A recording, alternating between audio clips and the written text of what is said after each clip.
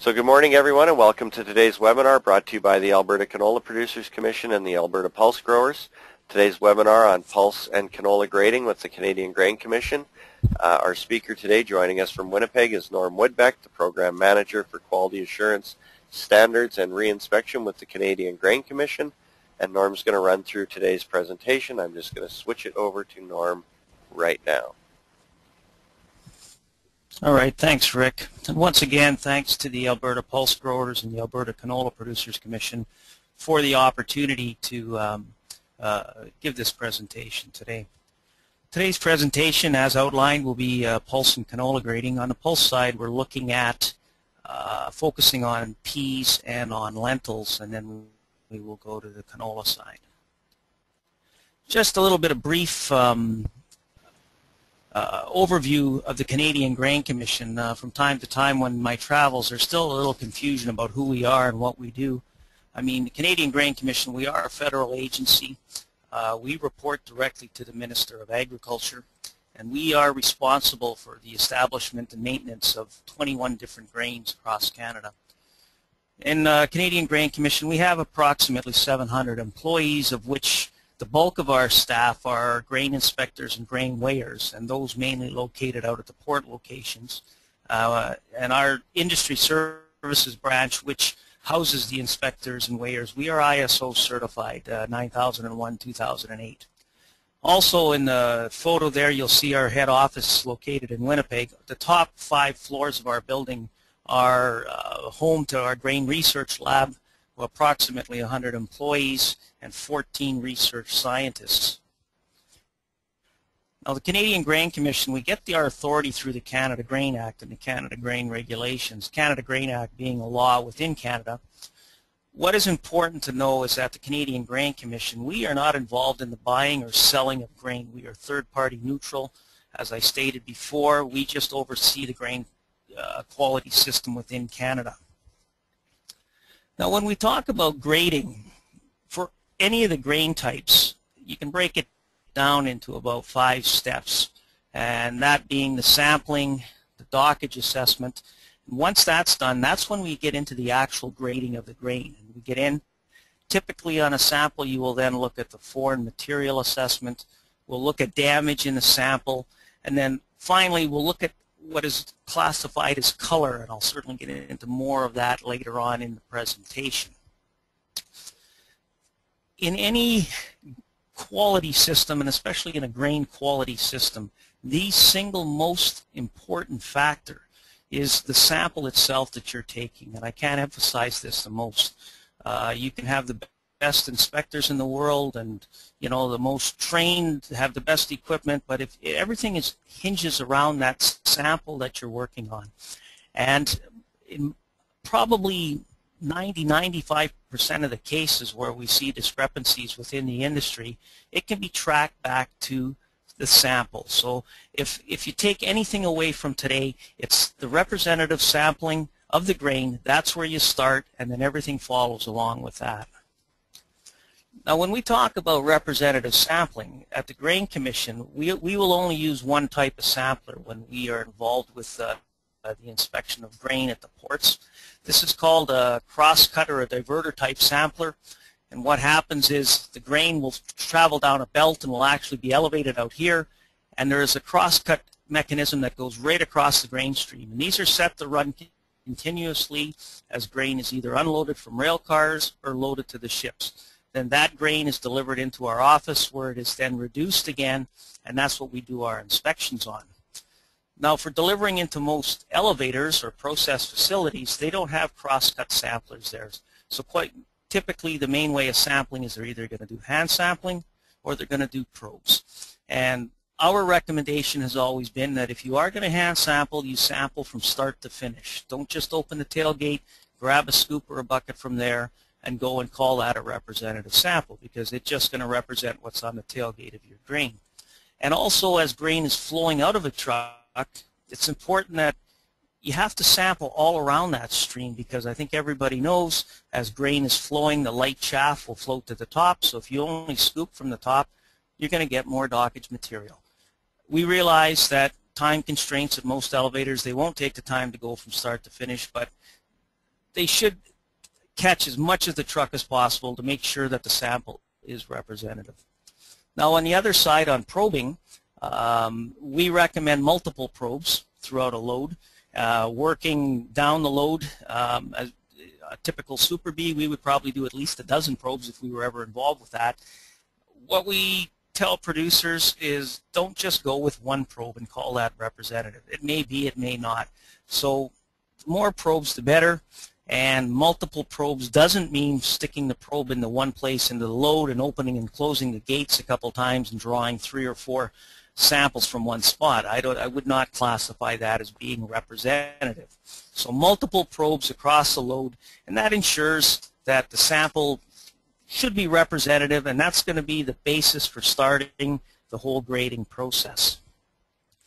Now I mentioned that when we do get a sample, we have to reduce it. And what I've seen in the past is companies or individuals will go out and they'll take the time to do a real good sampling of a load, and then they'll bring it inside if it's in a pail, and they'll stick their hand in and just swish it around and pour some out. Well, they've gone to the time and effort to do the good sampling, but then when in the reduction process they've lost the representativeness because all they've done is swirled it around. The grain has stratified, the small particles going to the bottom and the chaff coming to the top, and they've lost it.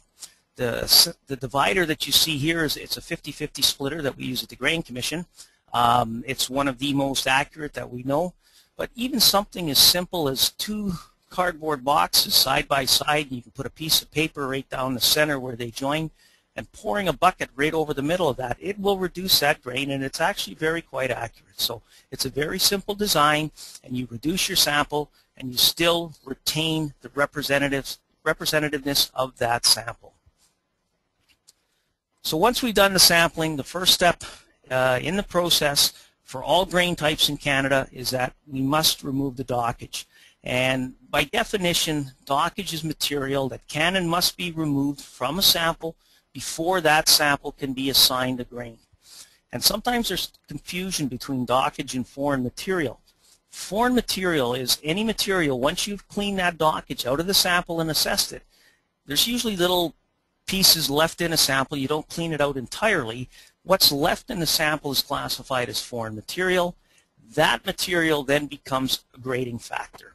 In canola, there is a little quirk there, which I will speak about later, but this is standard across all the other grains. So dockage has to be cleaned out, it's removed, and then we go in and we grade the sample. Now typically at the Grain Commission, the piece of equipment here on the left is a Carter dockage tester. This is what we use in most grains. Typically at grain elevators they will use a type of hand sieve like this. And so there are procedures outlined in our official grain grading guide, which can be found online for all the different grain types, and it will specify which sieves to use and which procedures they should be using. And if there's ever any questions on that, certainly you can refer to the guide or even call back into the Grain Commission for advice. Now when we talk about dockage material, typically this is what we're looking at. It's stems and pods, straw, fine broken grains, immature broken grains, and weed seeds, whatnot. So that this material will be removed, and as I said, it's assessed as a percentage against the load, and then we will move in and we will start the grading of the sample. Now, one of the first steps we do once we have the sample cleaned, one of the first things is we will test it for moisture. And moisture will not downgrade a sample, but what we do if it falls outside the dry moisture range or the tough moisture range, we will assess that designation as part of the grade name. So if it was a Peas number 2 Canada, if the moisture range was too high, we could call it a tough Peas number 2 Canada or damp Peas number 2 Canada. So that's the first thing we do. The second step after this, we would do the test weight of the sample. Test weight is done on the clean grain. Moisture content is done on the clean grain. So when we talk about pulses, within Canada we're looking at 5 different commodities, peas and lentils, which we'll discuss more today. We're also talking about all of the different bean classes. We're talking about faba beans, and we're talking about chickpeas. So the first step in the process is we're going to look at objective grading factors. And we take the sample and we will reduce it using a divider once again. We have defined definitions for various types of damage in that, and that's what we will look at. That's the first part of the process. So if we get into lentils, we'll talk about lentil grading now. And in our grading system, we are basically looking at two different types of lentils. We have lentils that are red, and then we have all other types of lentils are graded into those two classes. And within each class, we will break it down into 4 grades, the 1, 2, extra number 3s, and the number 3s. Now within our grading guide for every grain type, you will see grading tables such as this, and it outlines all of the minimum and maximum specifications for each grade. And if you want to grade something, in this case a number 1 Canada lentil, it must meet every factor listed on there. If it exceeds on one of those various specifications, then it will be downgraded to a number 2 or lower, depending on how severe that factor is. So to meet the standard for number 1, it must meet all of the guidelines outlined there for the number 1. So one of the first things, typically in a grading process, we try to do the factors that are very easy to assess and that we can assess very quickly, and we work down the line to the things that take us the longest. So if we can downgrade something quickly for a very easy factor to assess, we will do that, just on basis on time constraints. So one of the first things when we're dealing with lentils, we talk about the colors and contrasting colors. And so we are either referring to the color of the cotyledon, whether it's yellow or whether it's red, or the color of the exterior skin coat, the seed coats. It could be red, green, might be speckled. So something very easily discernible for inspectors. They make the separation, they go to the grading tables, and they assess the quality basis that. Next, we would start looking at foreign material. And foreign material is basically anything left in that sample that is not, in this case if we're dealing with lentils, anything that is not a lentil.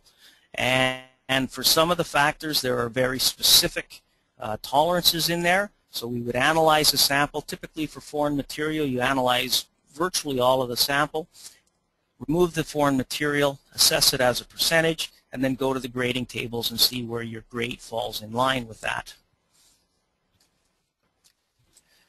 Next thing that we would look at in the green lentils, not for the red, is we look for stain kernels. And the stain kernels, we are looking at something that has a significant number of spots. It's an aesthetic thing. It's going to take away from the overall look of the sample. If you look at an end-use function, what is it doing? It probably doesn't hurt anything on the end use. It may cause some, if you were splitting, it may cause some problems, but the consumer doesn't want to buy green lentils that have blotches all over them. So it's very much an aesthetic factor, but we have to have a grading factor in place for that. And if we have just a very light staining on the kernels, then we go against the color assessment, which I will speak about a little bit later. The next thing we'll look at damaged. We'll look at the peeled, split, and broken. And lentils that are otherwise sound, less than 3/4 of the whole seed, less than half the seed has an intact seed coat. If they're just cracked or chipped a little bit on the edges, those are still considered sound. As long as, if we pick up the lentils in your hand and if you just rub it lightly, if they separate, we'll put them into the splits, but if they hold together, they will remain in the sound sample and be considered as a sound lentil. Certainly one factor that we saw this year in both the reds and the greens is sprouting, and it's a case of excessive moisture when the crops are out in the field. I don't think I can't recall seeing a year where we've seen so much sprouted, but I mean it's very evident. It can be certainly as severe as this one here on the left, or you get down to the one here on the right and you just see it starting to poke through, but we would consider those to be sprouted and we would assess those as damage. Next thing we're going to look at, interior of the cotyledon been affected. There could be frost or immaturity, but we're talking about the distinctly green inside. So they're not mature. Once again, we're going to assess this as damage, and we assess this through cutting. An inspector would make a separation and pick out the kernels that they suspect to be green inside, and then take a knife and cut them to verify that they are in fact green. Another issue that we saw this year, more so than I think we've seen in the past number of years, we saw a lot of frost damage. And the problem with the frost damage, I mean, we look at it, the kernels typically wrinkled, shriveled, but they become very, very brittle. And if you had red lentils like this and you put them in for splitting, they're going to shatter. Every time you handle them, they're going to break up, so you're going to increase the peel, split, and broken content on that. And typically they are green inside too because they've been frozen, and so I mean they go into the damage category. But like I said, this year was certainly a major problem in the lentil crop. One of the last damages we look at, Ascochyta, so it's a mold damage. So you'll see a spot on the kernel, but then what we look for is if we see any amount of mold growth on these kernels, we consider that to be Ascochyta, and we're going to throw that into the damage category. So that's the damage assessment that we look at when we're looking at lentils. In some grading systems around the world, they will also take into account misshapen or wrinkled lentils, things like this. Certainly over in Algeria, we had issues a few years ago, and there was a case of, we were shipping lentils over and there was a lot of wrinkled in there. We consider them in the Canadian system to be sound. In their grading system, they consider them to be either slightly damaged or damaged. So the exporters are quite aware of these markets, and when they're shipping lentils into markets that are sensitive to wrinkling and shriveled, they segregate their product and ship it. It's been discussed within Canada, do we need a specification for that? And it has come back that no, we will handle it, the industry will handle it, and still consider these to be sound lentils. So we've assessed the foreign material, we've looked at the damage. Now we get into the color of the lentils, and basically the color refers to the overall appearance of the samples. It's an aesthetic thing. Once again, it can have relations to end-use functionality and some things which I will speak about, but it's the general overall appearance of the sample. And when we're grading lentils, we talk about good natural color, reasonably good natural color, may have a little bit of soil adhered material on there. Fair color, you may have some staining on there, weather staining or more soil, and then we have the poor color, which would push them down to a number 3. The color is evaluated after we remove damaged kernels, okay? And for the green lentils, we assess it. We have actual photographic prints here that we have. In green lentils, we're looking mainly at bleaching and some staining. So we have an actual physical print where when an inspector is grading a sample, they can put the sample out and compare it to that print and see whether it's better or poorer than that print. If it's poor, then it will be downgraded. On the red lentil side, it's a little bit more difficult. Over the past number of years, color has never been an issue. We may have had some damages or some admixtures in the samples, but the overall color has always been good. This past season, we ran into a lot of problems with bleaching on the red lentils and also a copper-colored stain, something which we haven't seen before, certainly to this intensity. On the bleaching side, we know that there is an impact, and a lot of producers say, well, you're just going to split them. Why is this such an issue? Well, we have done one study here at the Grain Commission, and it has showed that the bleaching, what happens is the skin coat adheres to that cotyledon. So when a processor goes to split that, they have to hit that a little bit harder to get that skin coat off, and they reduce the overall yield of splits because it damages the cotyledons, it breaks into small little fines, and that's lost to them. So there is an impact on the end-use functionality. If it's just going into a packaging sort of marketing, what will happen there is the consumer looks at it and they see a whitish color red lentil and they're saying, well, that's not good. I want a nice red lentil. Certainly on the green side also, because most of that, a lot of that is marketed visually. Once again, the consumer wants to see green lentils. They don't want to see the bleaching or a little bit of the oxidation on there. They want to see a nice, good-looking product. So with the problem with the red lentils this year was we didn't have any prints. We don't have any prints available. We tried to make some prints. It sounds like an easy process, but it's not. We did a number of different variations on the prints. We worked with the industry very closely. We thought we had a set made, but then it just proved that the industry as a whole couldn't use the prints consistently. So we went back to the drawing board and we said, well, what are we trying to do? So we said with the red lentils, I mean basically what we were talking about on the color side is the bleaching and what we call the coppering, and in the photo you can see the difference in the kernels. And we said, well, if that's what we're talking about, is it possible to take a sample, do a separation, and classify the bleached and the copper and put a percentage to them and try to relate what we mean by good color, reasonably good color, and fair color? So we met as an industry a couple times, we talked about this, and then we came up with some guidelines for the industry to assess the color on the red lentils to get us by right now. And these were numbers that were put out to the industry as guidelines. They aren't hard and fast. I mean, they'll get you into the ballpark. The inspector will still make the overall assessment of the color on the samples.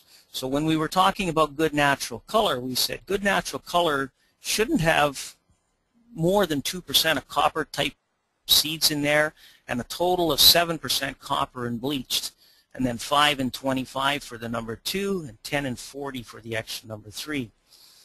The Pulse Subcommittee of the Western Standards Committee will be reviewing these numbers at an upcoming meeting, and we will be looking at, are these numbers accurate? Do we have to tweak these a little bit up and down? I can say that since we've implemented these numbers, the phone calls have stopped in my office about problems about grading. So it seems to be working. The people are able to, the inspectors out there are able to relate to these guidelines.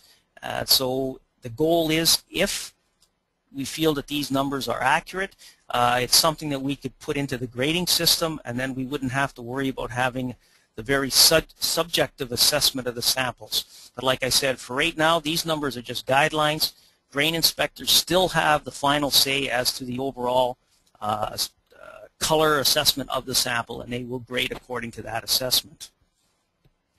So finally, once we've done all of that, we've assessed the color, foreign material, damage, then we assess the grade. And like I said before, all of the specifications have to be met. If one is not, it's downgraded.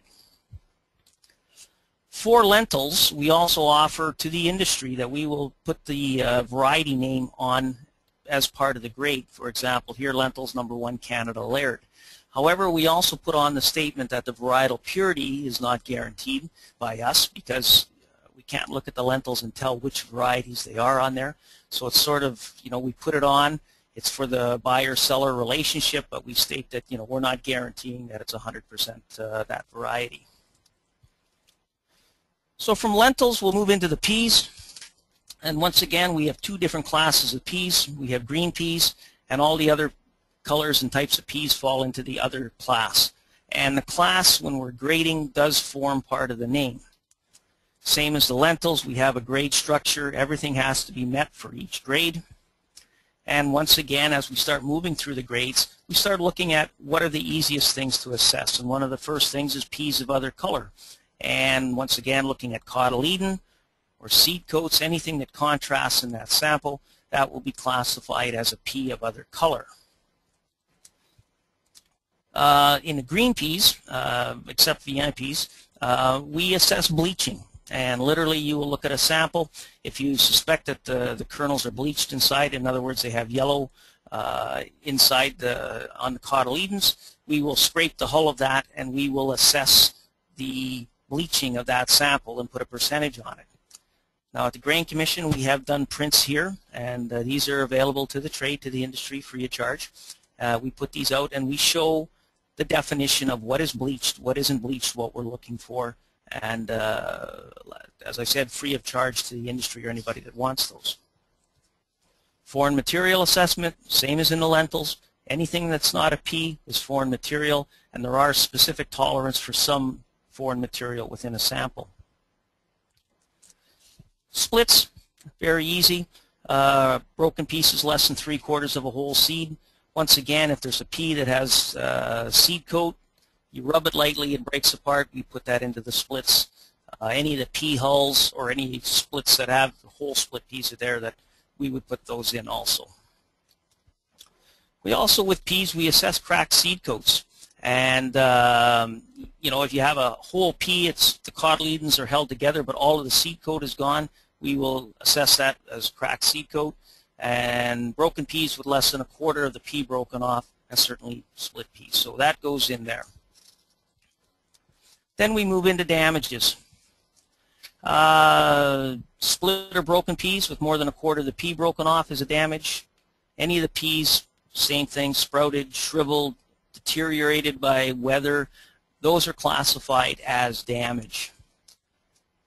Insect damage, insect gets in, drills in, assessed it as damage. Shriveling, they have to be distinctly distorted or shriveled, okay, or severely dimpled. If they're just lightly shriveled or dimpled, we don't classify those as damage. So this is what we're describing, this is what we're looking at when we say they're severe. Another disease, we see this more on the bean side, but this is these are samples of beans here. It's called marsh spot, a manganese deficiency in the soil. Problem with this is that typically if you have a pea or a bean on the outside, there's no indication that this damage is on the inside. It's not until you split it. And as a grain inspector, what we do is we look at the sample. We will not cut it unless we suspect something.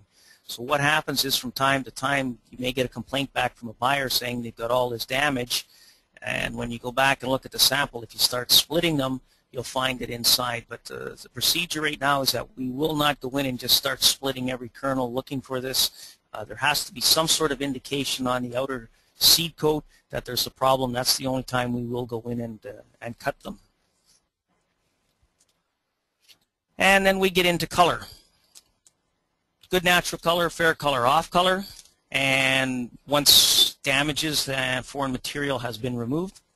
One of the color issues that we do see in the yellow peas is there's a bacteria, Erwinia rapontici, I think I probably haven't said that right.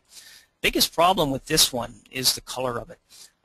When buyers receive cargoes of yellow peas and they see this in here, I mean, for an inspector that's trained to look at this, we can discern this from seed treatment, and that's the big concern. But when the buyers get it, they have an absolute fit, okay, because they automatically think it's seed treatment on there. It causes a lot of concerns on a lot of shipments that we send out of yellow peas. So, but it's strictly on the surface, so we assess it in the overall color. So once again, we assign the grade, and all specs have to be met. One thing is not met, we downgrade that sample. And the same as the lentils, we will provide the variety on the grade name, but with the notation varietal purity not guaranteed. And something for yellow peas, we also offer a sizing opportunity whereby a sample we can define it as being large or small, or just with no designation at all. But this is on request from the industry. It's something that they've asked for a number of years, so this is something that is available to the pea industry. Now we get into canola grading, and for the most part it follows the same as the other grades, except mainly on the dockage side, dockage and foreign material side, it's a little bit different. On canola, an inspector has the opportunity to choose one of a number of sieves, either the round holes for the scalping or the wire sieves, slotted sieves for removal of the weed seeds. And the goal with the bottom sieve screen is to remove as much seed material as possible and fine roughage with minimum loss of sound seed.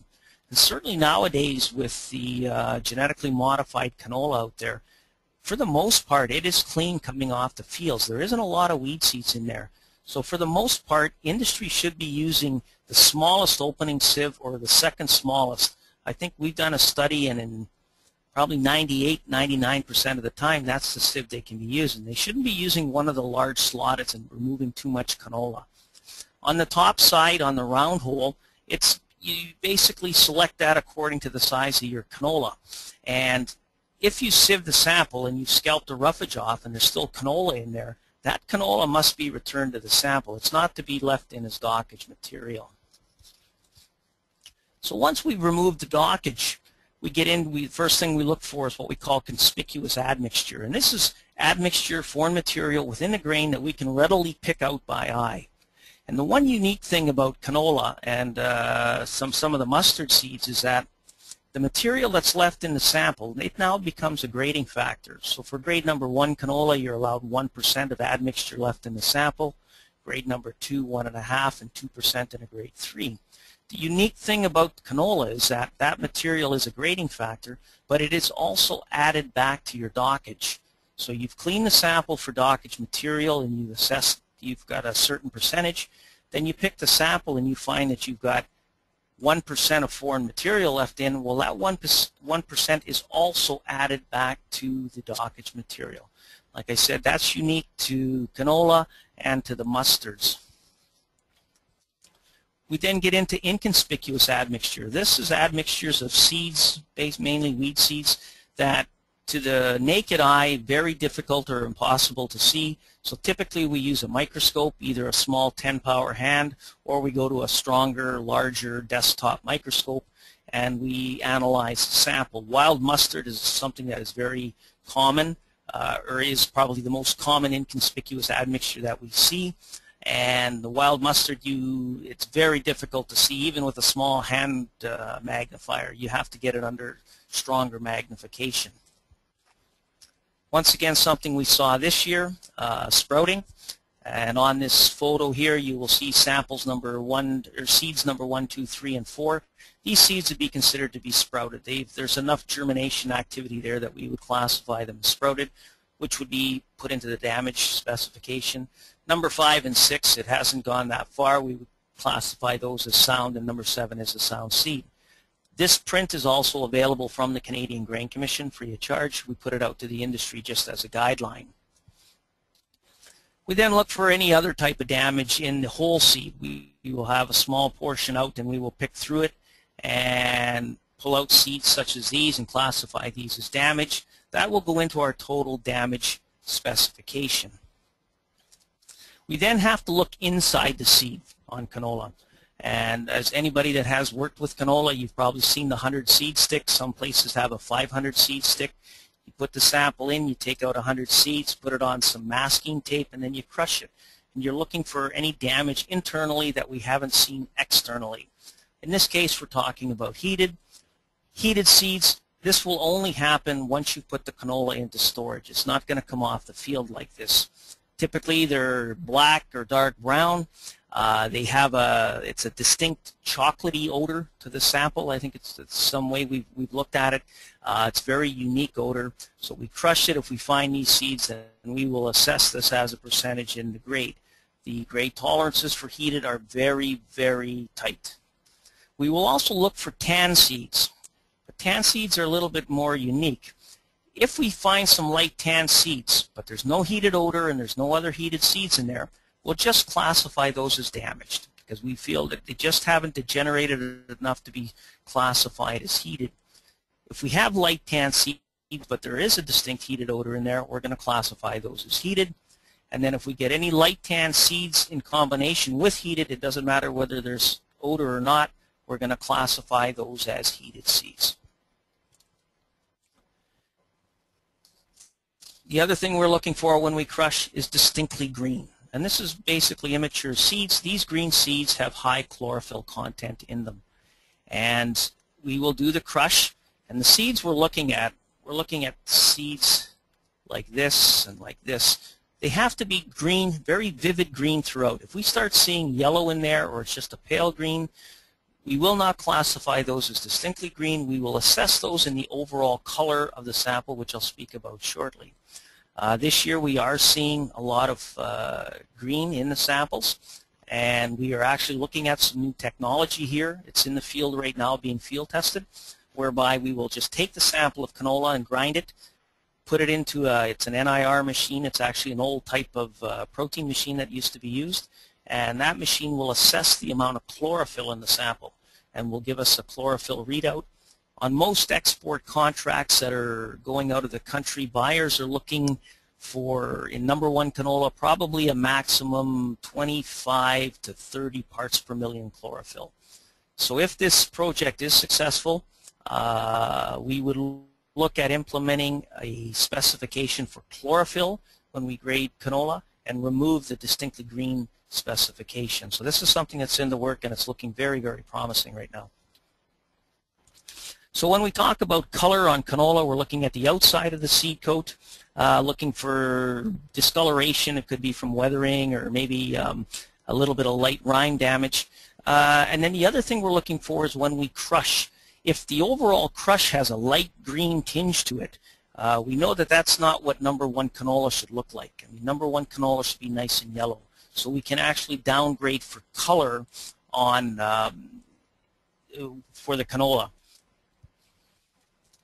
Now, something for producers to be aware of. When you are delivering to primary elevators, it is your right as producers that if you disagree with the grade, the dockage, the moisture, or the protein assessed on that sample, it is your right to ask to have that sample sent to a Canadian Grain Commission office for arbitration.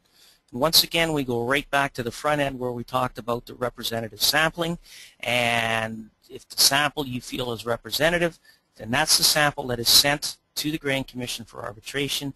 The elevators don't have an option. They must do that. And once again, I'm talking about primary elevators. They are licensed through the Canadian Grain Commission, and it is an obligation that they must do. Both parties will receive the written results from the CGC, and those results will be binding on both parties. And just as I was going through the presentation here, and I was talking about some of the lab projects that are ongoing, going back to the pulses on the lentil side, we actually have 2 ongoing projects right now with our grain research lab.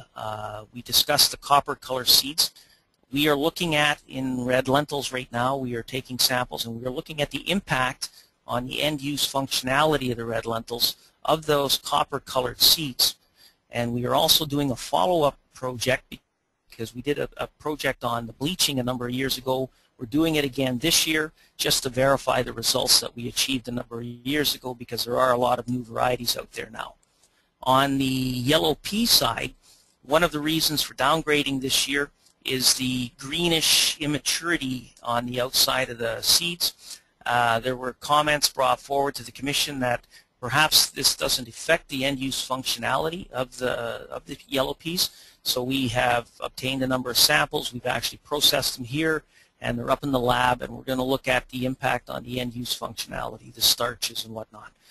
Those results will be brought forward to the Pulse Subcommittee of the Western Standards Committee, and depending on the results of these research projects, it could offer up an opportunity to make changes to the grading system. So with that, if anybody has questions, I would certainly be more than pleased to answer them.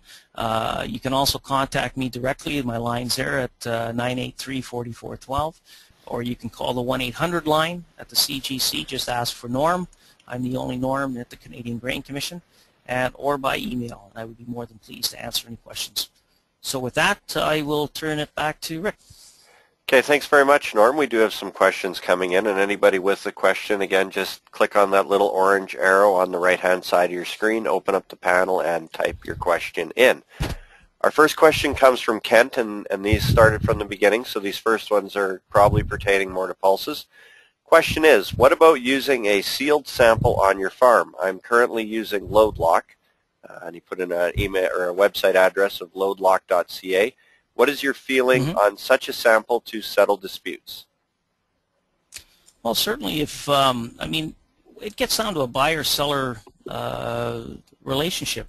If a buyer is willing to accept that and agree upon, once again, going back to the sampling, agreeing that the sample is representative, that can be worked out. Now, the only thing is, once it goes into the bin, I mean, how long, there would be a timeline on that, you know, how long is that sample good for? Because grain can deteriorate rather quickly if conditions aren't right. But I mean, if buyer and seller agree upon that, certainly, and I know some of the other industry works that way. There are sectors that work that way. They will go out and pre-sample bins, and they will pay on that basis. But it's a buyer-seller relationship. Hey, our next question comes from Rick, and the question was, please explain the 50% cardboard separator again? Oh, okay, yeah. I've got a patent on that, so I'm going to take royalties for it. You can take two small cardboard boxes and actually put them side by side, and you can cut the flaps off them, and then just take a piece of paper and set it across the center. And if you have a pail of grain, just pour it right on the middle, so you're trying to get 50% of the grain to flow to one side and 50 to the other. And as it's pouring out, it does a very good job of actually reducing your sample. So you could do this 1, 2, 3, 4 times depending on what size sample you want to get. And we've done some work, and it's a very simple technique, and it will give you a representative sample. I mean, it's much better than just taking the pail, putting your hand in and swishing it around. Next question comes from Brad. Regarding the new standards for red lentils, he had a percentage change for copper and a total percentage, and I missed his explanation for what comprised that total. Was it bleached or other off color?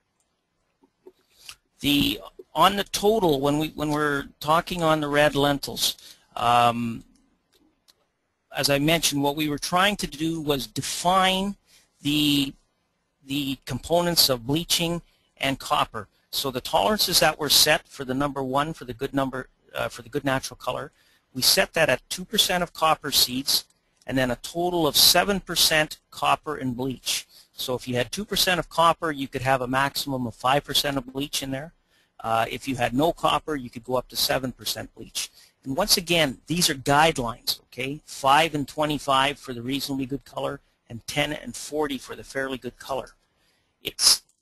Basically what the inspector will do is they will pick out the bleach, they will pick out the copper, weigh it up and get a percentage, and then they will look at the color of the remaining portion and see what that looks like, and then make a general overall assessment of what the color is. So the inspector still has the final call on the overall color, but it's a guideline to help you get to that general area. You know whether you're talking about an extra 3, whether you're talking about a number 2.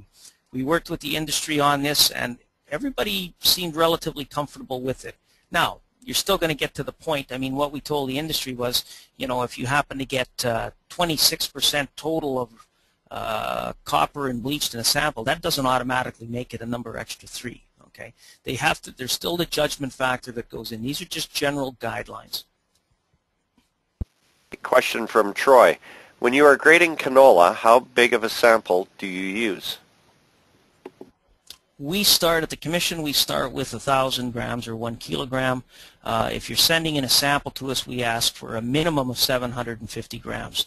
Then depending on which factor we're looking at, it will depend on what size we use. For example, if we're doing foreign materials, certain foreign materials, we may use the whole sample. If we get into inconspicuous admixture, we may cut that down to about a 1 gram portion, just reducing it through the divider. So once again, when we talk about a representative sample, each time you reduce that, there's the chance that there can be some sampling error on there, and we're taking it down to a 1 gram pick looking for seeds that we can't see visually. If there's a specific factor that he would like to know, I could respond to that. Okay. John wants to know, can you comment on the tan and brown seed in Ontario that was not caused by bin heating? Yes, there's when you get into southern Ontario, north of Toronto, that's the canola growing region, and in summertime it gets extremely hot and humid down there. And what we're finding is this heat blast is causing canola pods basically to abort and damaging the seeds, and the seeds are coming out brown. We ran into this, it was 4 or 5 years ago. So our grain research lab is currently working with the Ontario Canola Growers Association, looking at the impact on end-use functionality of these seeds. They've run a number of different trials down there, trying to replicate what happened a number of years ago. I mean, as a grain inspector, I mean, our whole system is based on a visual system. And what happens is you crush it, you see a dark brown, very dark brown seed, well, you automatically assess that as heated. Well, it was traced back that, well, this stuff wasn't even in the bin. It was out in the field when this happened down there. So there's ongoing work on that right now, and there will be a report going forward to the Eastern Standards Committee in April outlining some of the findings from that study. Thanks, Norm. Eugene's got a question that refers to the heated canola strip slide, and he's asking if you can go back and point out the heated canola seed and the borderline heated canola seed on that slide. Okay, I'm on here. So I mean, if this was the crush I made, automatically you're seeing seeds like this one here and this one's here. These are heated seeds. So automatically then I would be going in and saying these tan seeds like this, like this, like this, we would be counting those as heated also. But if these weren't here, if these dark ones weren't here, and we just had seed like this, like this, then we would check it for odor. If there was no odor, then we would be classifying these as just damaged. Okay, these aren't dark enough yet to be classified as heated without these seeds here being in there, or without the odor. Okay. Jim wants to know, how does green seed affect canola oil shelf life? Getting a little bit outside of my expertise, it does shorten the shelf life. Well, the first thing, consumers don't want green oil. Okay, they want nice, clear, or golden oil. So what happens is the processors have to filter that to get it, to the nice, clear oil that you receive. Also, it's my understanding that it will cause the oil to oxidize more quickly and shorten the shelf life. Now, like I said, I can get a definitive answer from our grain research lab, but that's my understanding of it. Okay. And it will also, if you've ever had a green banana and you bite into it and it's got the bitter taste, it will also impart bitterness into the taste of the oil. Okay, Guy has a question on peas. Whenever I sell peas into the edible market, they have been assessed as a number 2. Why do we bother having 2 grades for edible peas? Well, that'd be a good question. If the number 1 grade isn't used at all, it's certainly something that could be changed. That would come through our Pulse subcommittee if that was a recommendation. We've actually looked at that for some other grain types. Certainly in the corn sector, number 1 corn is never used. I mean, it's all bought and sold as basis number 2 corn or better. So I mean, if the industry felt that was the way to go, we could certainly look at that. Okay, question from Leslie. Regarding green seed in canola, I've heard of graders counting 2 borderline green seeds as 1 distinctly green. Can you comment on that? Well, I certainly hope it's none of our inspectors, but yes, I mean, things like that happen, because what they're trying to do is take into account the chlorophyll that's in there. That's what they're trying to do. And this is where the new technology that we're coming up with and developing right now, it will account for the light greens, the dark greens, and the amount of chlorophyll. Like, for example, on this slide, you see this green here and this green here. Well, does this one have more chlorophyll content than this one? This is what the new NIR machine will take into account. Under our grading system right now, under CGC guidelines, it's either distinctly green or it's not. We don't take into account, 2 lights make 1 green. That's not the way it's done. Question from Jim. Is cleavers increasing in canola samples, and are there any new methods available for separation?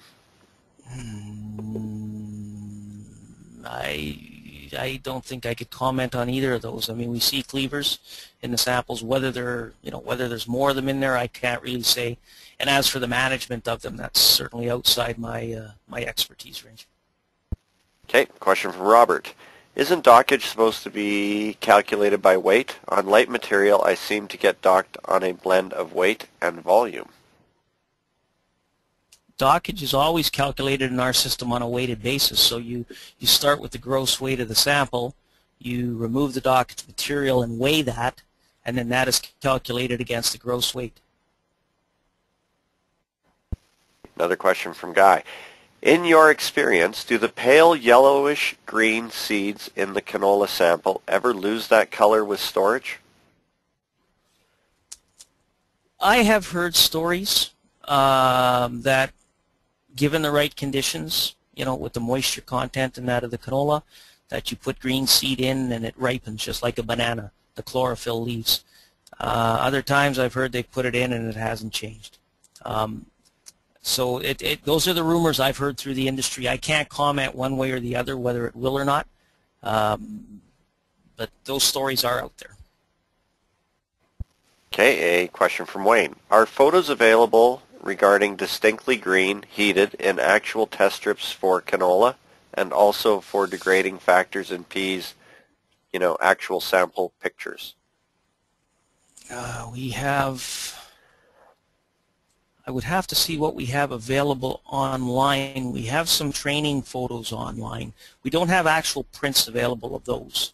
And on the pea side, I don't believe, other than I think pink peas, I think is the only one that we have. But once again, we may have something online.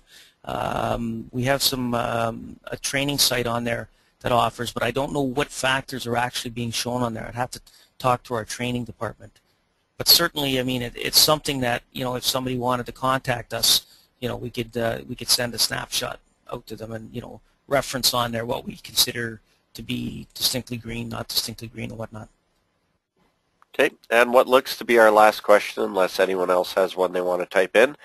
This question's from Kent, and he says, I know it's a little off topic, but why do we continue to buy wheat on a visual grade while we sell to other countries that only buy on falling numbers?